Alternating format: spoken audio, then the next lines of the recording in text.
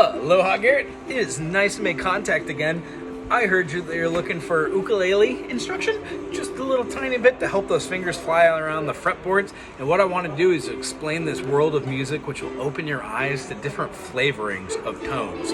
What we have when we are in tune, we have a high G, which is closest to us, a C, which is the thickest string on the oop, an E, and then an A. What happens when we have that G, C, E, A? If we're in tune with ourselves, bum, dum, dum, dum, even if it's dum, dum, dum, dum, dum, dum, dum, dum, as long as you're in tune with yourself, you're fine. So as soon as you start playing with other people, your C, if you're tuned to dum, dum, dum, dum, and they're tuned to dum, dum, dum, dum, your C is going to sound like their D, or vice versa, the other way around. It's probably going to sound like their B. Long story short is, I'm going to show you what all these different notes are, a couple different patterns that your fingers are going to line up in, which will go throughout the whole fretboard. And a lot of it might be a little over our heads, but what I want to tell you is the slower we go and the more questions we ask, the easier this whole process becomes. What I do is I teach music, but instead of just teaching music, I teach the practice of practicing. So when I say practice the practice of practicing, that quite literally means you're making a commitment that you're going to practice these things and that we're going to reconvene at another time and see what we've worked on. These shouldn't be too hard, and they shouldn't be unexplainable. If I've done a bad job explaining these and you're not doing them because you don't understand them, that's my fault. But if you're not doing these because you just don't want to, we could change up the lesson pattern. We don't always have to do exercises. We could actually just play songs together. We're going to incorporate both of those, but what I want to do is give you a wonderful foundation so you can build your music journey on, okay? So once we're in tune, the first thing I want to do is explain what these are again. We've got 4 fingers and 2 thumbs on each hand. No, 1 hand. 4 fingers? Yes. I'm recording a little lesson. Shoots. So what we have is these 4 fingers and then this thumb. When I show you where to put these fingers, what we're not going to do is start sliding around. We're actually going to keep our fingers on these 4 frets. So lesson 1 are called spider exercises. We're going to start our first finger and get rid of our thumb. Over here we're going to do a pluck up, and we're going to play with our first finger on the first fret. You don't have to know that that's a G sharp or an A flat, but what I do is I think G sharp, A, B flat, B in my head. What we're doing though is just 1, 2, 3, 4. I'm keeping my fingers on these and I'm not moving my finger to the next string until I'm ready. So what I have is 1, 2, 3, 4. Then I move my finger and do 1, 2, 3, 4. The purpose of this is to play pointy notes, not flat notes. Flat notes would look like you're playing flat on the bars, and pointy notes come directly in at it. So what it will look like in speed is this: 1, 2, 3, 4, 2, 2, 3, 4, 3, 2, 3, 4, 4, 2, 3, 4. When I go up, I can also go down. The purpose of this is to not take my fingers way off the fretboard and start moving around. You want them as close as you possibly can get them. On the back here, my thumb isn't pointing up or wrapping around. It's quite literally placed on the middle of the back, and it just sits there. Boop, boop, boop, boop. When I'm playing here, that just means there's a little tension between that pinch between these two. What we work on is 1, 2, 3, 4 on these frets. As soon as we get through these 4 frets, I can take that same phrasing and go to my 5th fret here with my first finger and start that whole thing again. 5, 6, 7, 8, 5, 6, 7, 8, 5, 6, 7, 8, 5, 6, 7, 8. If I take that whole phrasing and move past the 5, 6, 7, 8 and go to this, the 9th fret, but I start with my first finger, I have a 9, 10, 11, 12. 9, 10, 11, 12, 9, 10, 11, 12, 9, 10, 11, 12, 9, 10, 11, 12, thusly giving us 3 quadrants of 4, which make 12. How many minor seconds are there, or half steps are there, between one note and another? There's 12. 1, 2, 3, 4, 5, 6, 7, 8, 9, 10, 11, 12. What happens is when we put minor seconds together, which is a half step, no matter where you go, if I go right here and go, that's a half step. If I go, that's a whole step, because I took 2 half steps, 1, 2, and added them together for a major second. If I had 1, 2, 3, I'd have a minor third, which is what these spider exercises are. That's lesson 1. Lesson 1 should look like this. play with a metronome, you can find them online. METERNOME. Metronome? I have no clue how to spell. Anywho, let me change this from 6 to 4, put it just on 4. Yeah, that's horrible. About at this speed. 1, 2, 3, 4. 1, 2, 3, 4. 1, 2, 3, 4. Remember, if this is too difficult, all we gotta do is slow this down. So our fingers actually have time to do this. If we slowed it down, it would look like this.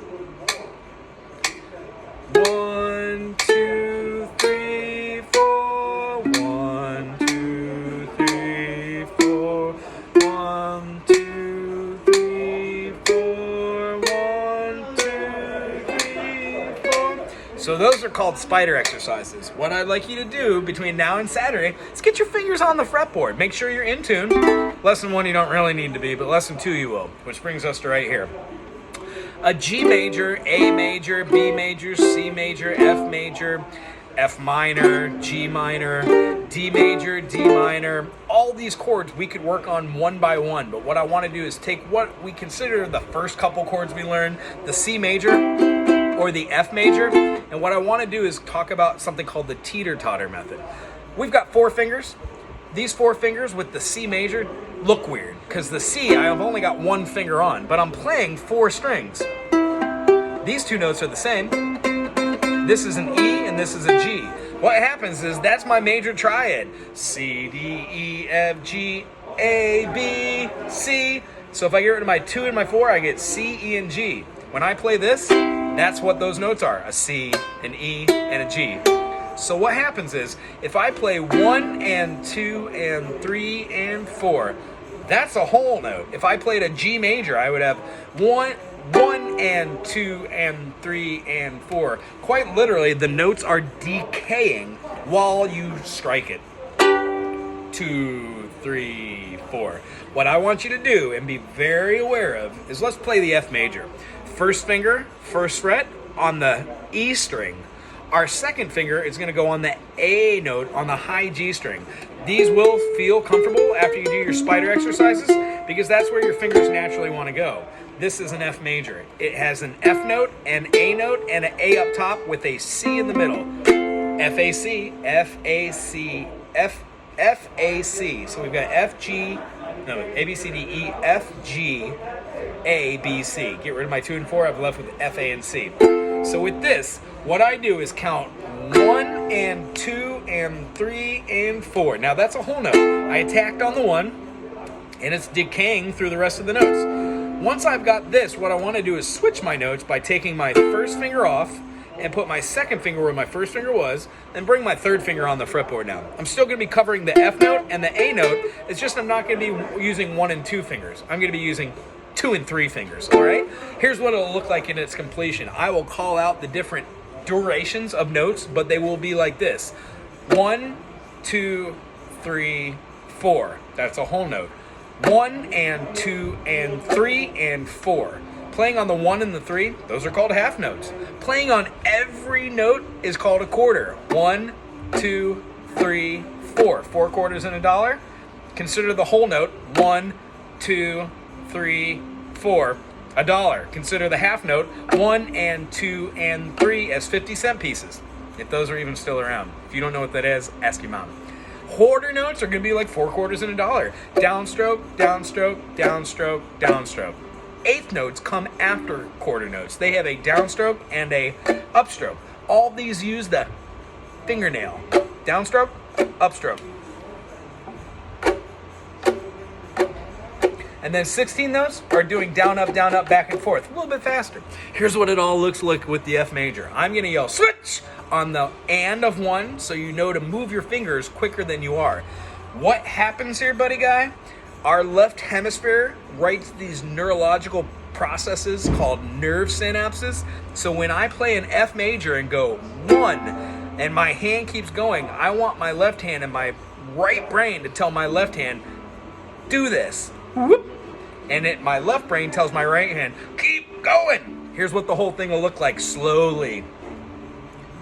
1, 2, 3, 4. Down, 2, 3, 4. Down, 2, down, 2, down, down, down, down, down, up, down, up, down, up, down, up, down, up, down, up, down, up, down, up, down, up, down, up, down, up, down, up. What that does is it takes us through our whole notes, 1 and 2 and 3 and 4, and through our half notes, 1 and 2 and 3 and 4. Notice how I'm strumming on the down of the 1 and the down of the 3. The next one are our quarters. Quarters are by far the easiest and my favorite because you have all down strokes on the beat. Yeah? The next one is eighth notes because it goes down, up, and then 16th, down, up, down, up, down, up, down, up, down, up, down, up, down, up. A little bit faster. 16 notes are tricky, but the slower you start your whole notes, the easier they are. Here's what it will look like with the F major. Switch. Switch. Switch. Switch. Switch. Switch. Switch. Stop. Switch. Switch. Switch. Switch. Switch. Switch. Switch. Those eighth notes and 16ths are a little harder at the end, but the idea isn't really to do the rhythm on the right hand. It's to keep our hand going while our right brain switches our fingerings. If I was playing a G major, which is my first finger, on the second fret, on the thickest string, the D note happens when you have a C, C sharp, D. Keep that finger there, anchor it in. Bookend it with our B note, which is going to be our second finger on the second fret, all the way on the same fret, way above it, on the furthest away string from you. That gives us a B note and a D note. Then we're going to take our third finger and drop it in here for our actual root. That triad of 3 tones, the G tone, the B tone, and the D tone, give us our 1, 3, 5. When we have a 1, 3, 5, we can play a major. When we switch that, we take our first finger off, put our second finger where our first finger was, move our third finger to where our second finger was, and then bring on this pinky note for the G note. What gives us is the same exact chording, but different fingerings. So with our lesson 2 rhythm technique, it's going to look like this. 1, switch, 2 and 3 and 4, and 1 and 2 and 3 and 4. Notice how I switch right after I have my attack. That gives me 3 plus beats to do 1 and 2 and 3 and 4 to switch that chord. Then when I do half notes, you should be getting at a point where the fingers aren't quite layering on here, but they're actually moving at the same time. Then when you get to quarters like this, you should be able to layer your fingers all at the same time. Instead of going what happens is they stop going 1, 2, 3, 1, 2, 3, 1, 2, 3, 1, 2, 3, and start being 1, 1. It falls right on the beat, yeah? With those quarters. When you get into eighth notes, just switch them on that, same thing, but move your right hand. What happens over a period of time, those durations of keeping your right hand moving just form complete thoughts of rhythm. So when we're doing stuff like later, we don't have to worry about those are 16th notes. Yeah?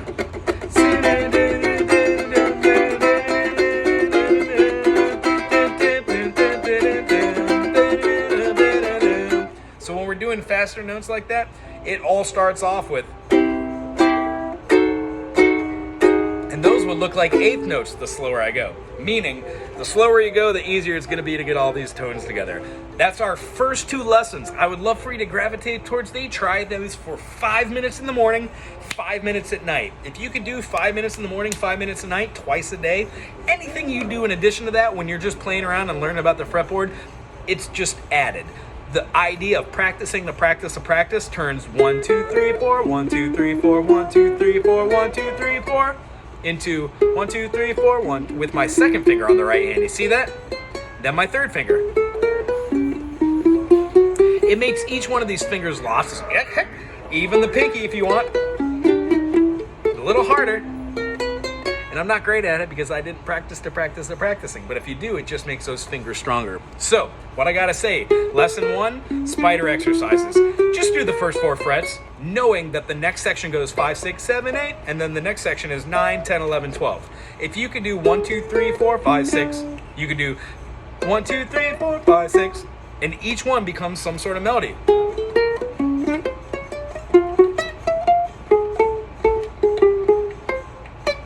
Long story short, we're gonna learn all these chords.